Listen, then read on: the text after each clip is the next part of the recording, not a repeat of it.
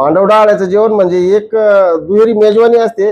जेवणात बापू सुंदर असे पदार्थ बनवतात आणि प्रत्येक जणांच्या भाषणामध्ये आम्हाला ते ऐकण्याची आतुरता असते. त्या भाषणामध्ये तिखट, गोड, आंबटपणा इतका सुंदर असतो की ते भाषण ऐकण्यासाठी आम्ही आतुर असतो. त्यामध्ये बापूंची कार्यपद्धतीच अशी आहे की बापूंकडं विशिष्ट समाज म्हणून नाही, बापूंकडं सर्व समाजाचे लोक कार्यकर्ते पहिल्यापासून बापूंनी सांभाळलेले. बापूंशी कुठली गोष्ट सांगायची वगैरे असेल तर आम्हाला बायांशी बोलावं लागायचं. बापूंविषयी त्या काळामध्ये एक बापूंची इमेज अशी होती की त्यांच्याविषयी आमच्या आदरयुक्त एक भीती होती सोहळ्यामध्ये. आणि रात्रभर त्या दुकानातून बोर्ड बनवून आपले बोर्ड लावले पाहिजे या हिशोबाने आम्ही स्वतः ते बोर्ड सामुदायिक विवाह सोहळ्याच्या ठिकाणी लावायचो.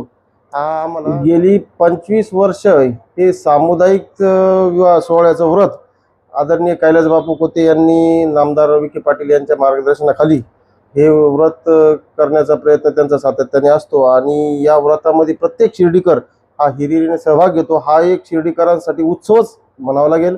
आणि एक गावची जत्रा रामनवमीला असते, त्याच्यानंतर ही एक जत्रा होती. मला चांगलं आठवतं सुरुवातीला जेव्हा पहिल्यांदा ते उत्सव सुरू झाला तेव्हा 500 रूमपासून तर गावापर्यंत पूर्ण त्या नगर मनमाड रोडवर ते नवरदेव नवरी त्यांचं येणं जाणं दिवसभर पूर्ण रोड बंद राहायचा आणि सगळी ती वर्दळ राहायची. एक असं म्हणजे मेळ्यासारखं त्याला स्वरूप राहायचं त्या दिवशी. माझं असं मत आहे की आपल्या जो पश्चिम महाराष्ट्रामध्येच हा उपक्रम आदरणीय कैलास बापू कोतेंनी सुरू केला आणि त्यानंतर त्याच्यापासून बोध घेऊन बरेचसे विवाह सोहळे सुरू झाले. त्यानंतर मग प्रत्येक भागातले सामुदायिक विवाह त्या विभागात व्हायला लागले. पण सुरुवात ह्या गोष्टीची आपल्या भागामध्ये तरी आदरणीय कैलास बापू कोते यांनीच केली. त्या काळामध्ये सुरुवातीला मी 2001ला जेव्हा उत्सव सुरू झाला तेव्हा मी आपल्या साईबाबा संस्थांच्या ITI मध्ये विद्यार्थी होतो. तेव्हा ITI चे विद्यार्थी तिथं भोजनाची सेवा द्यायची. तेव्हापासून मी त्या सोहळ्यामध्ये सहभागी असतो. आणि त्या सुरुवातीला म्हणजे त्या काळामध्ये हे जे डिजिटल बोर्ड जाहिरातीसाठी बनवले जातात, हे डिजिटल बोर्ड लावायला कर्मचारी नसायचे किंवा कार्यकर्त्यांना स्वतः ते बोर्ड लावावं लागायचे. मला चांगलं आठवतं आपले हेमंत वाणींचं एकमेव आपल्या शिर्डीमध्ये डिजिटल बोर्डचं हे होतं. आणि रात्रभर त्यांच्याजवळ जाऊन बसणं, ते सामुदायिकचे बोर्ड लावणं. आमचे मार्गदर्शक आदरणीय उत्तम भाई कोते हे या ट्रस्टचे उपाध्यक्ष असल्यामुळं आम्ही पूर्ण वेळ तिथं कार्यकर्ते म्हणून काम करायचो सामुदायिक विवाह सोहळ्यामध्ये. आणि रात्रभर त्या दुकानातून बोर्ड बनवून आपले बोर्ड लावले पाहिजे या हिशोबाने आम्ही स्वतः ते बोर्ड सामुदायिक विवाह सोहळ्याच्या ठिकाणी लावायचो.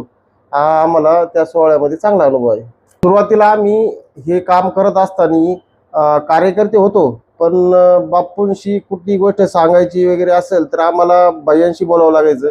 बापूंविषयी त्या काळामध्ये एक बापूंची इमेज अशी होती की त्यांच्याविषयी आमच्या आदरयुक्त एक भीती होती. आणि त्यांच्याशी बोलणं किंवा त्यांनी गळ्याचा हात टाकला तर आमच्या कार्यकर्त्यांचं ऊर भरून यायचं आणि त्यांच्याशी बोलण्याची आमची हिंमत होत नव्हती. इतकी आदरयुक्त भीती आणि तोच स्वभाव आणि तेच बापूंनी आजपर्यंत सांभाळलंय. आणि तीच परंपरा बापूंनी 25 वर्ष जपली. आजही त्यांच्याशी बोलताना आम्हाला मान सन्मान ठेवूनच बोलावं लागतं आणि तो त्यांनी आजपर्यंत सांभाळलाय.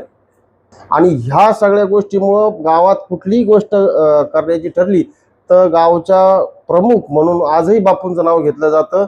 आणि हेच त्यांच्या कार्याचं कर्तृत्व असलं असं मला वाटतं. आणि हेच शिर्डीसाठी बापूंनी केलेलं कार्य आहे असं मला वाटतं. ते मांडव डहाळ्याचं जेवण ही एक मेजवानी असते. मेजवानी या अर्थाने की आम्ही काय फार मोठे वक्ते नाही, पण आम्ही श्रोते असतो. मांडव डहाळ्याचं जेवण म्हणजे एक दुहेरी मेजवानी असते. जेवणात बापू सुंदर असे पदार्थ बनवतात आणि प्रत्येक जणांच्या भाषणामध्ये आम्हाला ते ऐकण्याची आतुरता असते. त्या भाषणामध्ये तिखट, गोड, आंबटपणा इतका सुंदर असतो की ते भाषण ऐकण्यासाठी आम्ही आतुर असतो. त्यामध्ये आदरणीय आपले कमलाकर माऊली असतील, विजूभाऊ कोते असतील, कैलास बापू कोते असतील आणि आता आपले आदरणीय खासदार आपले नेते सुजयदादा विखे असतील, त्यांची भाषणं ऐकण्यासाठी आम्ही सगळे कार्यकर्ते आतुर असतो या डोळे जेवणाच्या कार्यक्रमात. आणि आता ह्या वेळेस आदरणीय सुजयदादा विखे पाटील यांची भारतीय जनता पक्षाच्या उपाध्यक्षपदी निवड झाली. त्यानिमित्त आदरणीय बापूंनी त्यांचा सत्कार ठेवलाय. आता ही एक दुहेरी मेजवानी बापूंच्या कार्यक्रमामध्ये दादांचा सत्कार होतोय आणि त्या सत्कारानिमित्त दादांचं भाषण ऐकण्यासाठी आम्ही सर्व कार्यकर्ते आतुर आहोत. बापूंची कार्यपद्धतीच अशी आहे की बापूंकडं विशिष्ट समाज म्हणून नाही, बापूंकडं सर्व समाजाचे लोक कार्यकर्ते पहिल्यापासून बापूंनी सांभाळलेले.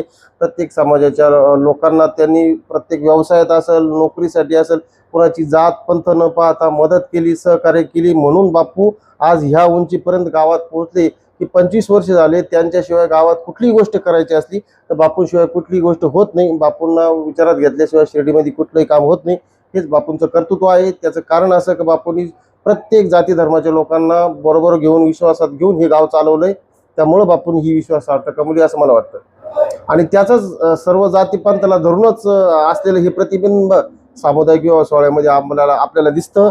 सर्व जाती धर्माचे विवाह या सोहळ्यामध्ये आपण झालेले बघतो. आणि या निमित्ताने एवढंच सांगतो की आमचं शिवनेरी योग मंडळ, सावता प्रतिष्ठान, आम्ही सर्व आमचे मंडळाचे मित्रपरिवार आणि आमचे समाज बांधव कायमच बापूंच्या या सुंदर उपक्रमामध्ये आणि अजूनही बापू जे सुंदर उपक्रम करतील त्यांच्याबरोबर खांद्याला खांदा लावून अशीच साथ देऊ.